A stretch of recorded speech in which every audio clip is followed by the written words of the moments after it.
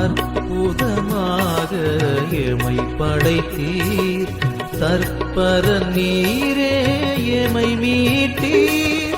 பொற்புடன் அப்பரச குணத்தில் எப்பொழுதும் வாழ்கிறைவனானீர்.